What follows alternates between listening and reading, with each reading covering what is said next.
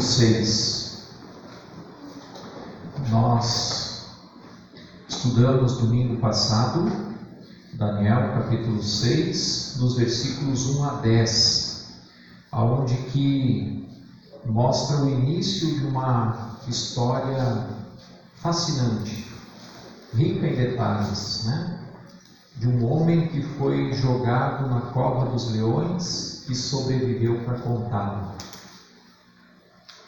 Algo fantástico que Deus fez na vida de Daniel. E nós vimos domingo passado, do 1 ao 10, aonde que Daniel ele era um homem que foi um exemplo de fé. Mesmo ao perigo que ele estava sofrendo de ser jogado na cova dos leões, ele não deixou de orar ao seu Deus, porque ele confiava em Deus. E ali dizia que era uma prática de vida dele, de todos os dias, 3 vezes ele ajoelhava-se. Ali ele dobrava o seu joelho a Deus e ele fazia os seus pedidos, as suas orações a Deus. E hoje nós queremos ver a segunda parte dessa história, do versículo 11 ao 28, Daniel capítulo 6, versículo 11 ao 28, como termina esta história. Eu vou estar lendo. Então, aqueles homens foram juntos até a casa de Daniel e o encontraram orando e fazendo súplicas diante do seu Deus. Depois se apresentaram ao rei para falar a respeito do interdito real. Perguntaram ao rei: não é verdade que o Senhor assinou um interdito, ordenando, no espaço de 30 dias, que todo homem que fizesse um pedido a qualquer Deus ou a qualquer homem, a não ser o Senhor, ó rei, fosse jogado na cova dos leões? O rei respondeu: sim, o interdito está em vigor, segundo a lei dos medos e dos persas, que não pode ser revogado. Então eles disseram ao rei: esse Daniel, que é de Judá, faz pouco caso do Senhor e do interdito que o Senhor assinou. 3 vezes por dia ele faz a sua oração. Ao ouvir isso, o rei ficou muito triste e decidiu livrar Daniel. Até o pôr do sol se empenhou por salvá-lo. Então aqueles homens foram juntos até o rei e lhe disseram: lembre-se, ó rei, que é uma lei dos medos e dos persas, que nenhum interdito ou decreto que o rei sancionou pode ser mudado. Então o rei ordenou que trouxessem Daniel e o jogassem na cova dos leões. O rei disse a Daniel: o seu Deus, a quem você serve continuamente, que ele o livre. Foi trazida uma pedra e ela foi colocada sobre a boca da cova. O rei selou a pedra com o seu próprio anel e com o anel dos homens importantes do rei, para que nada se mudasse a respeito de Daniel. Então o rei se dirigiu para o seu palácio. Passou a noite em jejum e não deixou trazer à sua presença instrumentos de música, e o sono fugiu dele. Pela manhã, ao romper o dia, o rei se levantou e foi depressa à cova dos leões. Ao se aproximar da cova, chamou Daniel com voz triste. O rei disse a Daniel: Daniel, servo do Deus vivo, será que o seu Deus, a quem você serve continuamente, conseguiu livrá-lo dos leões? Daniel respondeu: que o rei viva eternamente. O meu Deus enviou o seu anjo e fechou a boca dos leões, para que não me fizessem mal algum, porque fui considerado inocente diante dele, e também não cometi nenhum delito contra o Senhor, ó rei. Então o rei, com muita alegria, mandou que tirassem Daniel da cova. Assim Daniel foi tirado da cova, e não se achou nele ferimento algum. porque havia confiado em seu Deus. O rei deu uma ordem, e foram trazidos aqueles homens que tinham acusado Daniel. Foram jogados na cova dos leões, eles, os seus filhos e as suas mulheres. Ainda não tinham chegado ao fundo da cova, e já os leões se apoderaram deles, e lhes esmigalharam todos os ossos. Então o rei Dário escreveu às pessoas de todos os povos, nações e línguas que habitam em toda a terra: que a paz lhes seja multiplicada. Faça um decreto pelo qual em todo o domínio do meu reino todos temam diante do Deus de Daniel, porque ele é o Deus vivo e que permanece para sempre. O seu reino não será destruído e o seu domínio não terá fim. Ele livra, salva e faz sinais e maravilhas nos céus e na terra. Foi ele quem livrou Daniel do poder dos leões. Daniel prosperou no reino de Dário e no reinado de Ciro, o Persa. História fantástica, né? E vocês gostariam de passar pelo que Daniel passou? Mas eu acho que nós estamos passando hoje esse convite, o pessoal está tudo com medo. Pessoal, nós estamos passando pelo Covid, mas não é um leão roçando o teu braço a noite toda, no escuro, sem você ver, dentro de um buraco, preso por uma pedra. Mas eu, para mim, as mesmas coisas. As mesmas dificuldades que aquele povo passou, nós estamos passando hoje também. Eu acho que Daniel sofreu um pouco mais. Tá? Não, pode ter sofrido. E eu quero tirar algumas lições. Quero tirar algumas lições deste texto que nós lemos. E a primeira lição está no versículo 11. E a lição que eu tiro é: nunca, jamais devemos negar a nossa fé em Cristo Jesus. Daniel, ele tinha uma fé inabalável. Ele não se deixou ser intimidado. Ele sabia os riscos que estava correndo com aquele decreto do rei. Ele sabia que se ele orasse a Deus e alguém visse, ele seria jogado na cova dos leões, e ali poderia ser o fim da vida dele. Mesmo assim, ele não podia negar a sua fé. Ele não poderia deixar ou abandonar o seu Deus. E hoje nós vemos irmãos sendo mortos, perseguidos ou correndo riscos por causa de Cristo. Nos países perseguidos, a gente tem seguido notícia de irmãos e missionários, pastores, que são presos, são torturados, muitos são mortos por causa do Evangelho, por causa de Cristo. Literalmente perdem a cabeça.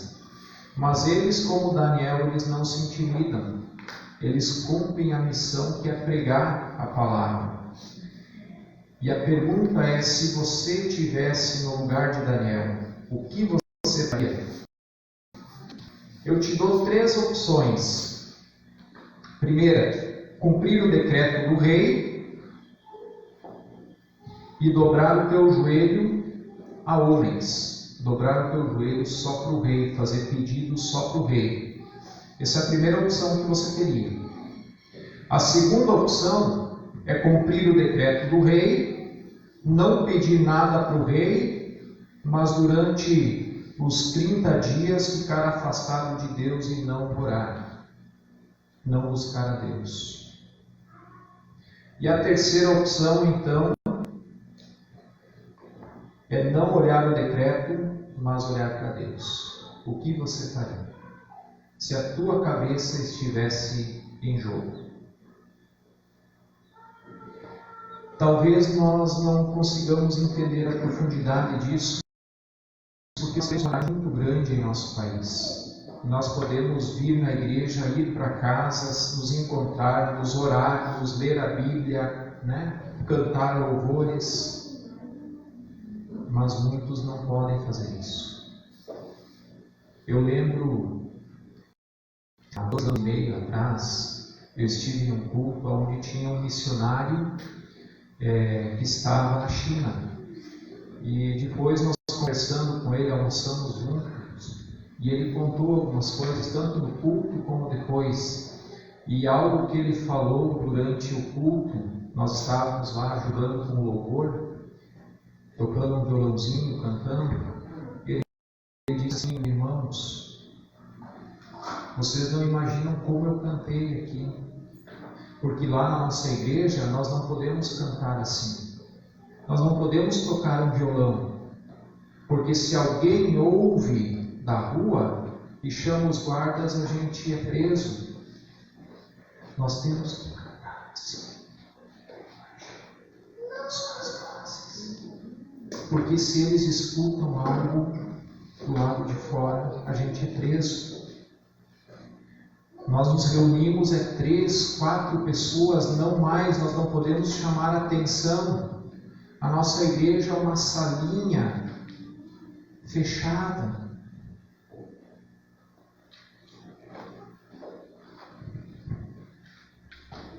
Você correria riscos por Jesus? Você estaria disposto? Em nome da sua segurança, você abandonaria sua fé e negaria Jesus? Paulo, em 2 Timóteo 1:12, ele diz: mas eu sei em quem tenho crido. Eu te pergunto, você sabe em quem você tem crido? Você de fato conhece a Jesus? Você de fato conhece o Deus a quem você serve?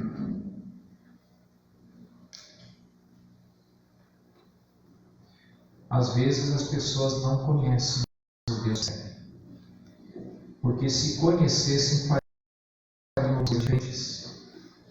E Paulo diz assim: eu sei em quem eu tenho crido. E quem foi Paulo? Paulo foi um camarada que podia bater no peito e dizer assim: eu fui açoitado, mas eu sei em quem eu tenho crido. Eu fui humilhado, mas eu sei em quem eu tenho crido. Eu fui apedrejado, eu fui preso, mas eu sei em quem eu tenho crido. Você de fato sabe? Muitos cristãos, incluindo pastores, de fato demonstram não saber em quem eles têm crido, porque as atitudes parecem que não são de cristãos, parece que falta algo. Na primeira dificuldade, abandonam a Deus, acusam a Deus, colocam a culpa para Deus. E por este Deus, Paulo ele estava disposto, e também nós vemos Daniel disposto até morrer na cova dos leões. Não precisamos de perseguição para isso. Nós temos que no nosso coração estar disposto a ir até o fim por Jesus. Eu ouvi algumas pessoas já na minha vida cristã falarem, mais de um falou: no Brasil deveria haver perseguição, porque aí sim nós iríamos saber quem de fato é crente.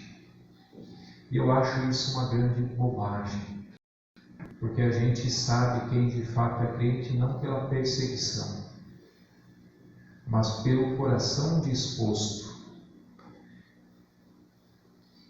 O que a palavra de Deus diz que é pelos frutos nós podemos conhecer.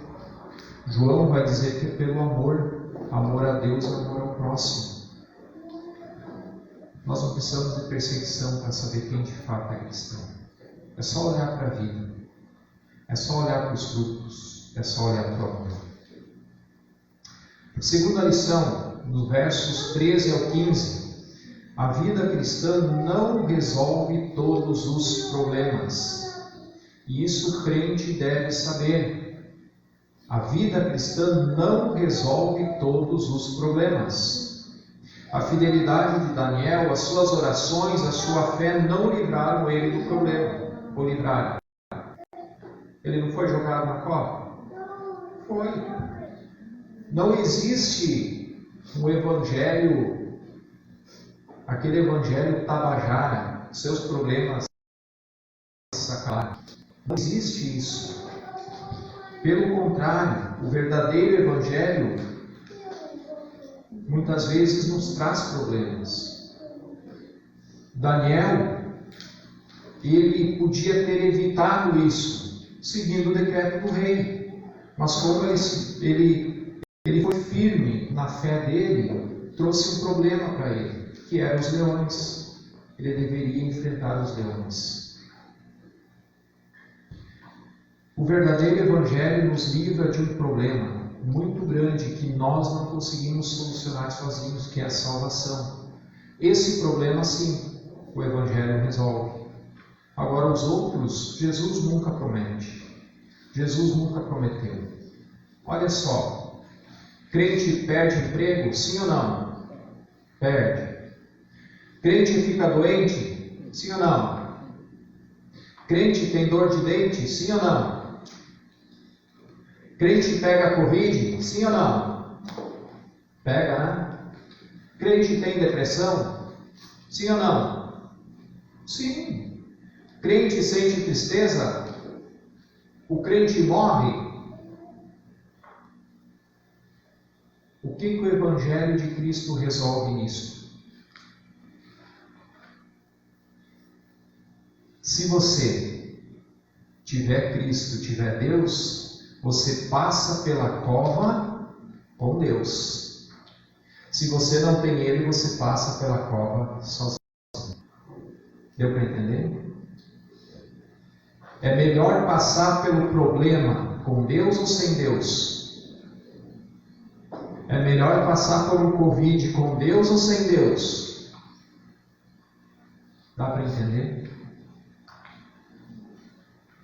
O Evangelho não nos livra dos problemas, mas Deus, Jesus está presente conosco em meio aos nossos problemas.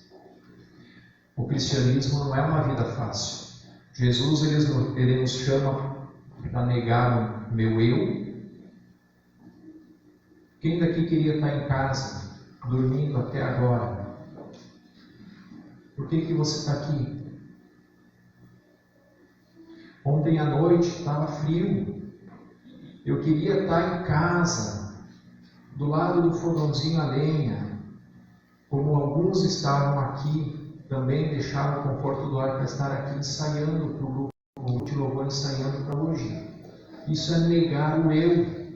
É dizer assim, eu quero isso, mas por amor a Cristo eu vou escolher isso. E não é fácil, não é bom negar o eu. Jesus nos convida, e não só negar o eu, mas ele diz, negue o seu eu e tome a sua cruz, carregue-a. Aquilo que você precisa passar, ninguém vai passar. Os amigos de Daniel, os 3 amigos, eles tinham na sua juventude passado por uma experiência com Deus, que foi uma fornalha ardente. Daniel ali não estava presente. Agora já idoso, Daniel passa por uma experiência onde os seus amigos não estão juntos, está sozinho. Se você precisa passar pela cova, Deus vai te colocar lá e ninguém vai estar no teu lugar. Mas se você confiar e tiver fé, Ele vai estar lá te auxiliando. Por mais que o rei queria livrar Daniel, ele teria que passar pelos leões. Terceira lição: Deus não livra da cova, Ele livra na cova. Deus poderia ter salvo Daniel da cova. Ele poderia ter dado um infarte no rei, o rei cair morto. Ele poderia ter mandado um raio caído lá naquela cova, naqueles leões, e matado todos os leões. Podia ou não podia? Ele é Deus. Mas ele deixou Daniel entrar na cova. E ele livrou Daniel lá dentro, no meio do problema. Muitas vezes Deus não te livra da cova, não te livra dos problemas, mas Ele vai estar com você no meio dos problemas, em meio à tribulação, ali que nós somos testados e ali que nós somos aprovados por Deus. Por isso que Deus permite que nós passamos por adversidades. É dentro da cova que nós vemos o milagre de Deus. Daniel viu Deus se manifestando na vida dele ali dentro da cova. Deus mandou o seu anjo e fechou a boca dos leões. Não foi antes, foi na cova. É dentro da cova que nós vemos o milagre. É na cova que ganhamos maturidade física e cristã. É na cova que nós ganhamos o crescimento espiritual. É na cova, é um lugar bom de se estar quando a gente está com Deus. Na cova nós ficamos frente a frente com o leão, mas na cova nós sentimos e podemos ver o agir de Deus em nossa vida. Algo bem simples de entender. Quem daqui já passou por algum livramento de Deus? Levanta a mão. Praticamente todos. Me responde uma coisa. O livramento de Deus não vem quando a gente corre perigo? Sim ou não? Se você nunca tivesse corrido um perigo, Deus precisava ter te livrado? Dá para entender? É no perigo, é na adversidade que Deus se manifesta. Se você está hoje em uma cova, clame a Deus e entre com providência. Não questione a Deus. Não lute com Deus. Não culpe a Deus. Daniel tinha tudo para dizer lá dentro da cova: se Deus existe, de mim se esqueceu. Ele viu a terra dele ser destruída, a cidade invadida, ele foi levado prisioneiro para uma terra estranha. Pela sua fé no Deus vivo, ele foi jogado no meio dos leões. Ele podia dizer assim: de que adiantou? Toda a vida servindo a Deus, olha onde eu fui parar. Mas o texto diz que ele não abandonou a fé. Ele confiou em Deus e ali Deus mandou o seu anjo. Não perca a fé nem a esperança. No momento certo, Deus enviará o seu anjo para te socorrer. Quarta lição. Eu acho fantástico o final desse texto, onde que mostra que Deus foi glorificado através da vida de Daniel. Deus estava escrevendo a história através de Daniel. E através do livramento, ele foi glorificado. Deus tinha um plano com tudo isso, mesmo que Daniel não conseguisse ver naquele momento. Mas o decreto que o rei coloca e sanciona para todo o povo é fantástico. Reconhecendo que Deus é o Deus que está no céu, é o Deus vivo, aquele Deus que livra, aquele Deus a quem nós precisamos servir. O teu sofrimento pode ser que tenha um propósito. Você talvez não esteja vendo, mas Deus tem um propósito com tudo. Talvez Deus quer que o seu nome seja glorificado através da tua vida. Quando você for jogado na cova, não murmure, não reclame. Clame a Deus e espere no Senhor. Tenha fé e deixe Deus cuidar de toda a situação. Eu lembro do texto de Mateus 5,16, no Sermão do Monte, que Jesus mesmo vai dizer assim: brilhe também a luz de vocês, para que diante dos outros eles vejam as tuas boas obras e glorifiquem ao vosso Pai que está no céu. Nós temos essa responsabilidade como cristão, aonde que os outros precisam olhar para a minha vida e através da minha vida, das minhas obras, eles glorificarem a Deus. Deus precisa ser glorificado através da minha vida, não só pela minha boca, mas pelas minhas atitudes, pelas minhas ações. Deus tem sido glorificado através da sua vida? Talvez essa é a pergunta que cabe. E quinta e última lição: no final da adversidade vem a recompensa. E a palavra diz que, no final de tudo, o rei tira Daniel de dentro da cova, coloca esse decreto e faz Daniel prosperar. Daniel ele prosperou. E depois de uma dura prova, e sendo aprovado por Deus, sempre ele dá uma recompensa.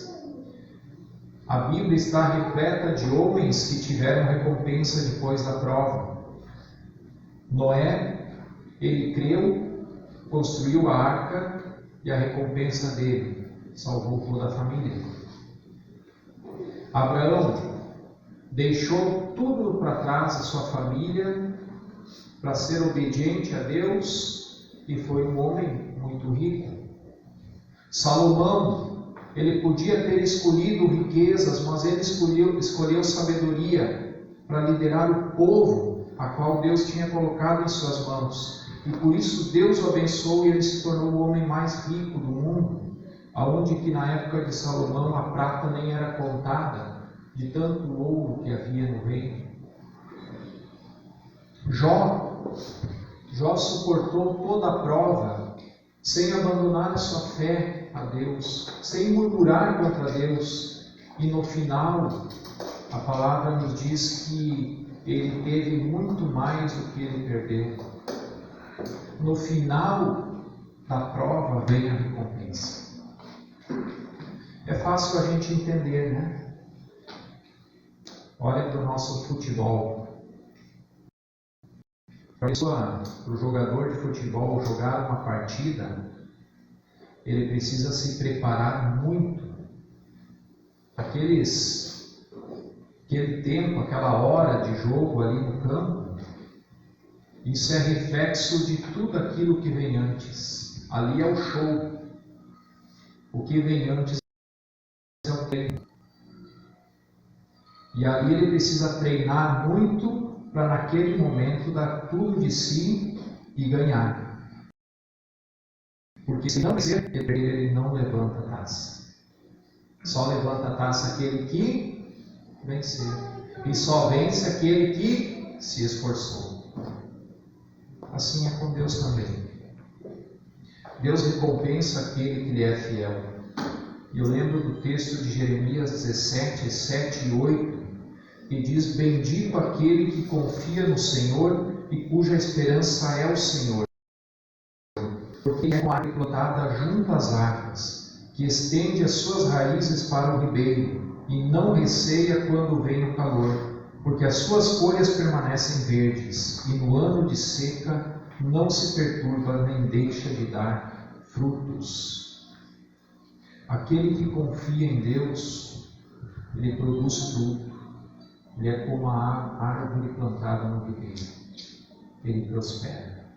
Enquanto os outros, lá no meio do deserto, no tempo de sequidão, não dá frutos, aquele que confia no Senhor está produzindo. Que como Daniel, possamos ser provados e aprovados, fiéis sem culpa, para que Deus seja glorificado através da minha e da tua vida.